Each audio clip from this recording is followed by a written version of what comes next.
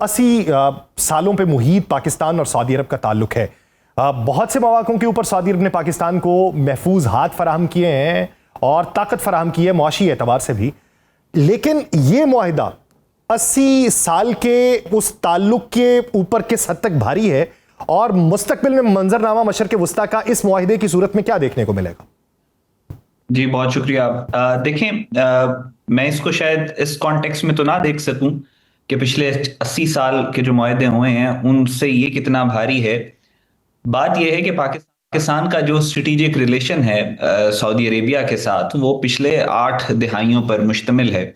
और जो natural progression of foreign policy, diplomacy या कोऑर्डिनेशन जो दोनों मुल्कों के दरमियान में था, तो ये मुआहदा इनएविटेबल था, ये होना ही होना था। अच्छा, अब कहा जाता है कि फॉरेन पॉलिसी जहां पे स्टेगनेंट हो जाए तो वो डेड हो जाती है। तो प्रोग्रेस जिस तरीके से पाकिस्तान और सऊदी अरेबिया की फॉरेन पॉलिसी कर रही थी, ये नेचुरल फ्लो ऑफ इवेंट्स इस तरह का था कि पाकिस्तान ने आज नहीं तो कल इस मुआहदे के साथ सऊदी अरेबिया और पाकिस्तान ने अपने ताल्लुकात को मजीद स्ट्रेंथन करना था।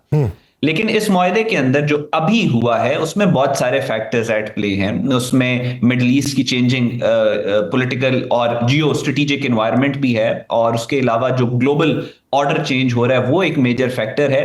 और मोस्ट इंपॉर्टेंटली जो पाकिस्तान को मार्का हक और बुनियानुल मरसूस के बाद जो इम्पेटस और जो स्ट्रेंथ मिली है वो एक बहुत इंपॉर्टेंट फैक्टर है। सबसे कलीदी किरदार इस मुआहदे के अंदर जो लीडरशिप का दोनों मुल्कों की, सऊदी अरेबिया की और पाकिस्तान की, उसका रोल है। ये मुआहदे जो होते हैं, ये डिफेंस पैक्ट, इनका जो इम्पैक्ट होता है वो जनरेशंस तक जाता है।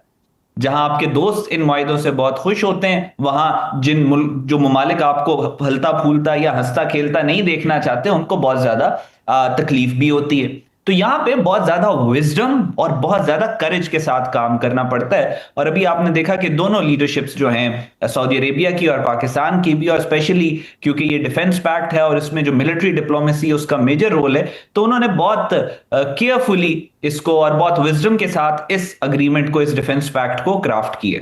अच्छा, ये बताइए कि अल खरज जो है रियाद के करीब, जहाँ पे सुल्तान एयरबेस मौजूद है, अब उस एयरबेस की मौजूदगी, 3000 अमरीकी फ़ौजियों की मौजूदगी वहाँ पे, उसी के करीब में उनका जो अमन मिशन है उसके सफ़रा वहाँ पर मौजूद होते हैं, और फिर उसके अलावा उनका जो 378वां एयर विंग है उसके जहाज़ वहाँ पर मौजूद होते हैं, जिसमें F-15 है, F-22 रैप्टर है।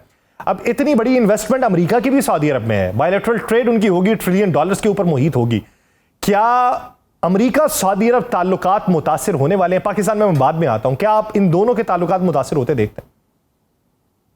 देखिए, डिप्लोमेसी की आर्ट जो होती है ना, हम आमतौर पे बहुत ज्यादा जज्बाती रेट्रिक बेस्ड बातें, वो बहुत ज्यादा हमें अपने मीडिया डिस्कोर्स में भी सुनने को मिलती हैं। लेकिन आप अगर ये कहें कि अच्छी डिप्लोमेसी किसे कहते हैं, तो अच्छी डिप्लोमेसी ये होती है कि आप मुख्तलिफ ममालिक के साथ अच्छे तरीके से चलते हुए अपने इंटरेस्ट को प्रोटेक्ट करें। सही। तो अगर मैं सऊदिया की बात करूं तो आई थिंक उनकी भी हद्दुल वसा कोशिश यही होगी कि वो अमेरिका के साथ भी अच्छे ताल्लुकात रखें, वो चाइना के साथ भी अच्छे ताल्लुकात रखें और दीगर ममालिक के साथ भी अच्छे ताल्लुकात रखें। Because in the larger scheme of events इस वक्त जो दुनिया में चल रहे हैं, दो तरह की फोर्सेस एट प्ले हैं। एक वो फोर्स है जो वर्ल्ड वॉर 3 के लिए पुश कर रही है, जो चाहती है कि मिडिल ईस्ट में भी केओस हो, रशिया यूक्रेन की जंग भी बढ़े, अमेरिका के अंदर भी क्राइसिस हो, पूरी दुनिया के अंदर चाइना ताइवान का भी मसला हो, अमेरिका चाइना राइवलरी जो है वो काइनेटिक एक्शंस की तरफ जाए। पूरी दुनिया में ये फोर्सेस एक्टिव हैं, मौजूद हैं, पावरफुल हैं। दूसरी तरफ वो ममालिक या वो फोर्सेस भी मौजूद हैं जो चाहती हैं कि दुनिया में स्टेबिलिटी आए, दुनिया में इकोनॉमिक प्रोग्रेशन आए, दुनिया में पीस आए, दुनिया में बेहतर अलायंसेस बने। पाकिस्तान, जैसा कि आप जानते हैं, पाकिस्तान उस फोर्स को रिप्रेजेंट कर रहा है या पाकिस्तान उस फोर्स को लीड कर रहा है जो चाहती है मिडिल ईस्ट में और इस खत्ते के अंदर स्टेबिलिटी आए, पीस आए। हमने अपनी एग्जिस्टेंस को खतरे में डाला 6 और 10 मई को एक बड़े हेजेमोनिक दुश्मन को डिटर करने के लिए कि ताकि खत्ते में इंस्टेबिलिटी ना फैले। उसी तरह सऊदी अरेबिया के इंटरेस्ट में भी यह है कि दुनिया अमन में, जो मिडिल ईस्ट के अंदर अमन आए, पीस आए, और इन फोर्सेस की कोशिश यही है कि सबको साथ मिला के चला जाए। तो आई थिंक जो अमेरिका सऊदिया रिलेशन है, सऊदिया की भी पूरी कोशिश होगी कि अच्छे तरीके के साथ अमेरिका के साथ भी डील किया जाए। आपको बगैर वजह के you don't need to turn a country into your enemy. आपने स्ट्रेटेजिकली देख के चलना है। टारगेट और एम और गोल आपका अमन और पीस है। और जिस तरीके से पाकिस्तान डिप्लोमेटिकली डील कर रहा है, बैलेंस कर रहा है between China and America, I think middle eastern countries भी पाकिस्तान से सीखेंगे। बैलेंस करेंगे between the different poles of the world, साथ साथ लेकिन किसी पे डिपेंडेंट नहीं होंगे। अच्छा, ये बताइए कि चलें, ये सऊदी अरब वाला मामला तो आपने मजा कर दिया। अमेरिका पाकिस्तान ताल्लुक की अगर बात की जाए तो ये किस हद तक मजबूत रहेगा? क्योंकि जो नियर पास्ट है उसमें हमने ये देखा है कि हमारे जो डिप्लोमेटिक टाइज थे वो बेहद मजबूत हुए और अभी भी हैं। और एक बड़े फोरम के ऊपर साइडलाइन पे एक और मुलाकात का इंदिया दिया जा रहा है जिसपे बहुत सारी जगहों के ऊपर भारतीय जो लॉबी है वो उसको रोकने की कोशिश कर रही है। तो पाकिस्तान फिर अपने ताल्लुकात को अमेरिका के साथ किस तरीके से आगे बढ़ाए? देखिए, पाकिस्तान के जो ताल्लुकात अब अमेरिका के साथ एस्टेब्लिश हुए हैं उसका बैकड्रॉप जानना बहुत जरूरी है।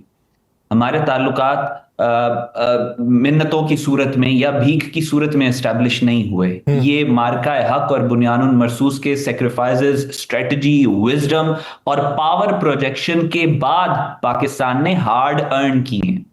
जो ताल्लुकात आप अपनी हार्ड पावर प्रोजेक्ट करने के बाद as a reasonable sensible nation earn करते हैं, वो इतने विम्सिकल या फ्लूइड नहीं होते कि वो बहुत जल्दी खत्म हो जाए। वो बहुत मुश्किल से अर्न किए जाते हैं, लेकिन once you earn it then they stay. America के पूरी दुनिया की तरह like any other country in the world अपने इंटरेस्ट हैं। पाकिस्तान के like any other country in the world अपने इंटरेस्ट हैं। सही। दुनिया में वर्ल्ड ऑर्डर में इज्जत उस मुल्क की जाती है जो अपने तन मन धन की बाजी लगा देता है अपने इंटरेस्ट को प्रोटेक्ट करने के लिए। अमेरिका और पूरी दुनिया ने, ये पाकिस्तान की जो इस वक्त लीडरशिप है, स्पेशली मिलिट्री लीडरशिप है, उसके साथ जो एक्सपोजर हुआ है वो मार्का हक और बुनियानुल मरसूस में हुआ, जब पूरी दुनिया ने पाकिस्तान पे प्रेशर डाला कि आप इंडिया पे रिटेलिएट ना करें इंडियन स्ट्राइक्स के बाद, लेकिन पाकिस्तान ने करके दिखाया। फिर दुनिया को पता चला कि ये वो लीडरशिप है जो प्रेशर सस्टेन कर सकती है, जो अपने इंटरेस्ट को प्रोटेक्ट करने के लिए हर हद तक जाएगी, और उसकी पूरी दुनिया इज्जत कर रही है। एक जेन्युइन रिस्पेक्ट है। जहां पे इंटरेस्ट कन्वर्ज करते हैं वहां पे अलायंसेस बन जाते हैं, जहां पे डाइवर्ज करते हैं वहां पे फासला आ जाता है। लेकिन ये जो रिस्पेक्ट पाकिस्तान अमेरिका रिलेशनशिप में अर्न की है पाकिस्तान की ये लीडरशिप ने, वो लॉन्ग स्टैंडिंग है, वो लंबी चलेगी, वो इतनी जल्दी जो है उसको फर्क नहीं पड़ेगा। वो लंबी चलेगी, उसको इतनी जल्दी फर्क नहीं पड़ेगा। और सिफारती ताल्लुकात जो हैं वो हर अपने तय होते हैं और उसमें बेहतरी लाने के लिए इम्कानात को रोशन किया जाता है। बहुत शुक्रिया अहमद हसन अल अरबी साहब इस हवाले से अपना वक्त देने के लिए।